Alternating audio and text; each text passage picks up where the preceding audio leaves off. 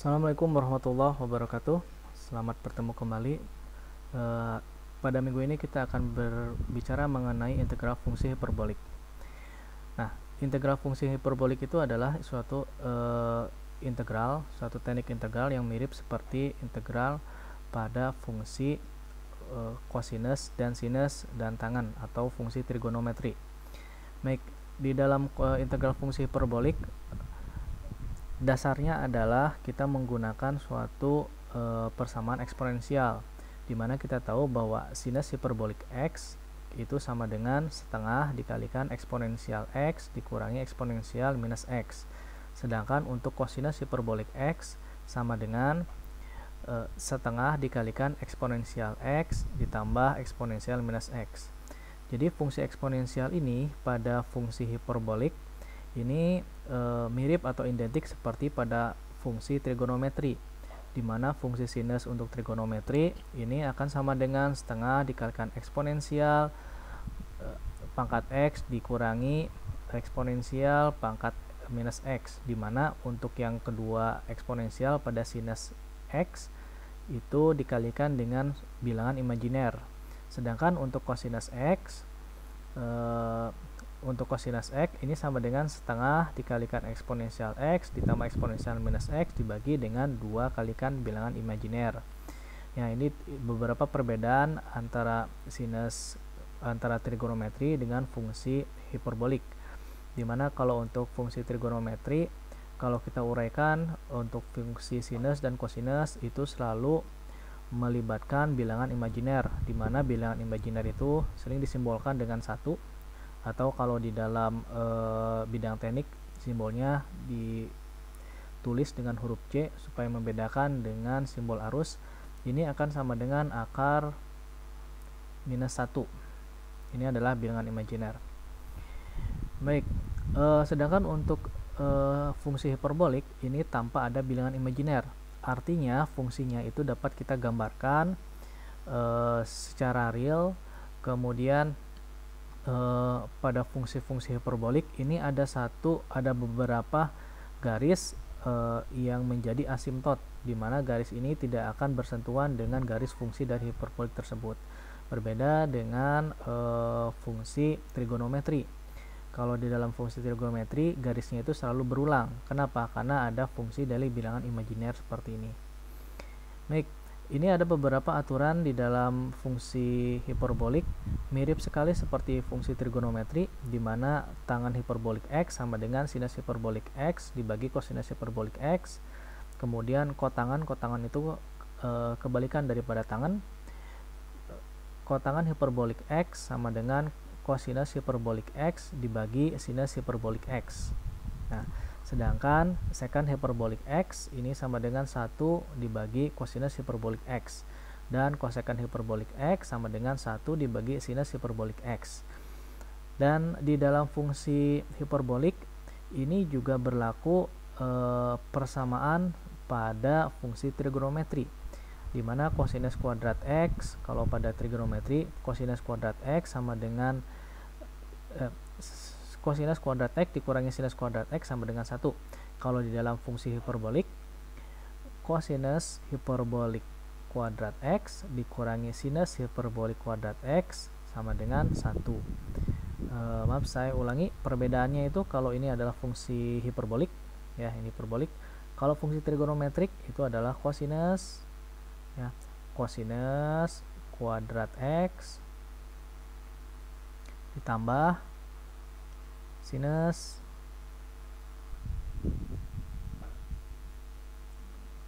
kuadrat x sama dengan 1.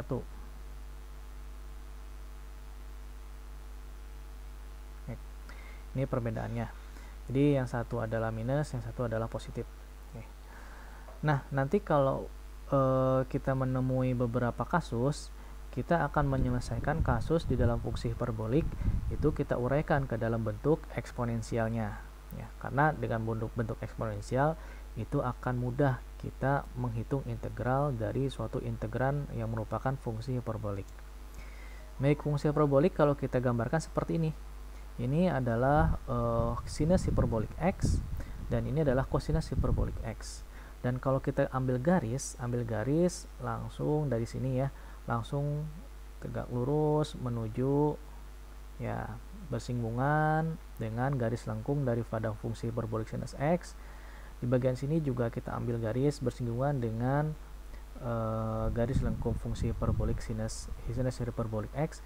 Maka ini ada satu garis, di mana satu garis ini ya di ujungnya tidak akan ketemu dengan ujung dari garis untuk fungsi hiperbolik. Nah, garis ini disebut sebagai garis asimptot. Nah, garis asimptot. Nah, sedangkan untuk kosinus hiperbolik, kalau kita buat garis lurus ya, lurus ke sini, kemudian ini juga lurus, lalu ini juga lurus ke sini. Ya. Nah, ini garis merah ini adalah garis yang tidak mungkin menyentuh ujung-ujung garis merah, tidak akan menyentuh dengan ujung-ujung fungsi hiperbolik. Nah, garis ini disebut sebagai garis asimptot, gitu ya. Jadi garis asimptot itu adalah satu garis yang membatasi wilayah dari fungsi hiperbolik. Nah, fungsi hiperbolik ini penerapannya ini kita bisa terapkan untuk menghitung gerak meteor. Nah, seperti komet Halley, kemudian komet-komet yang periodik 100 tahun sekali, 1000 tahun sekali, atau 10 tahun sekali, semua geraknya menggunakan fungsi hiperbolik, dan kebanyakan dari mereka itu menggunakan fungsi kosinus hiperbolik X. Nah, kita lanjutkan. Ini beberapa rumus derivatif dan antiderivatif untuk fungsi hiperbolik. Jadi ini ada y, kemudian ini adalah ada dy per dx. Ya, berarti kalau sebelah kiri kemudian kita ubah ke sebelah kanan, maka fungsinya adalah derivatif atau turunan. Sedangkan kalau sebelah kanan kita rubah ke sebelah kiri, maka antiderivatif atau integral. Sebagai contoh, sinus hiperbolik X, derivatifnya adalah kosinus hiperbolik X. Kalau kita balik kosinus hiperbolik X, maka antiderivatif atau integralnya adalah sinus hiperbolik X. Demikian pula untuk fungsi-fungsi yang lain. Nah, fungsi-fungsi yang lain yang tidak ada di dalam rumus ini bisa kita cari menggunakan persamaan fungsi hiperbolik yang kita uraikan ke dalam bentuk eksponensialnya. Sebagai contoh, hitunglah integral dari integran tangan hiperbolik X dx. Nah, baik, kalau kita lihat di sini ya, tangan hiperbolik X, integralnya ini tidak ada. Ya, kalau dari rumus yang umum, yang ada adalah kosinus hiperbolik, sinus hiperbolik, sekant hiperbolik kuadrat X, dan seterusnya. Nah, kalau tidak ada, maka kita bisa mencari nilai integran untuk tangan hiperbolik X itu dengan menggunakan elaborasi dalam bentuk eksponensial.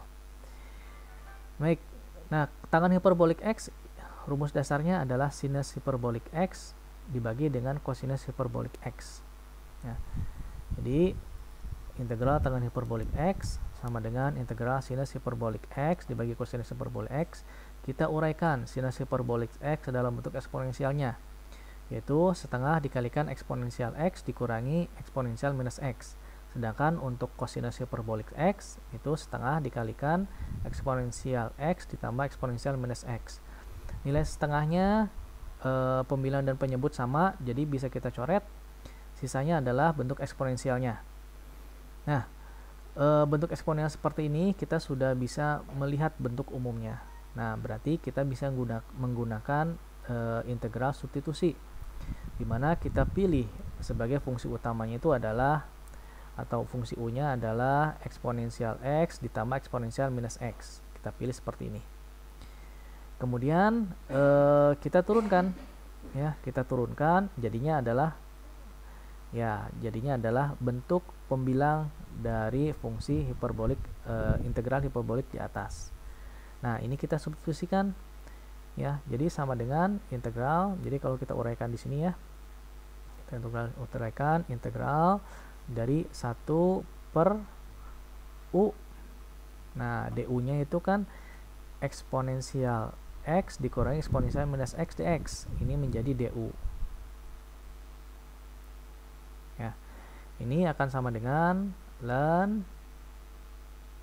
harga mutlak dari u ditambah dengan c.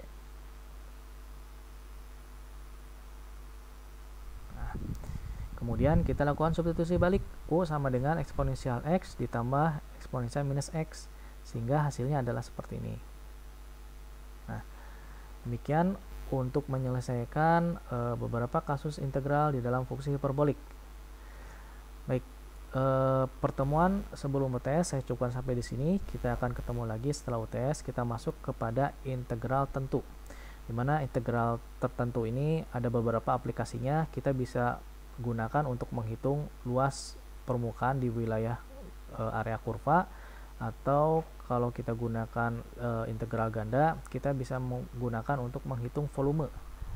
Nah, biasanya perhitungan volume ini dipakai oleh beberapa perusahaan pengemasan seperti perusahaan botol, kemudian perusahaan kaleng. Kita cari bagaimana sih bentuk suatu kemasan supaya dari segi bahan baku ini minimalis, tapi dari segi volume sama seperti volume keluaran sebelumnya. Misalkan keluaran sebelumnya 500 cc, kemudian kita akan menggunakan pengurangan bahan bakar material, maka kita cari fungsi-fungsi yang kita kira bisa minimalis. Itu bisa menggunakan bentuk integral lapis 2 untuk menghitung volume yang dasarnya adalah integral tertentu dari lapis 1. Terima kasih. Kita ketemu lagi setelah UTS. Wassalamualaikum warahmatullahi wabarakatuh.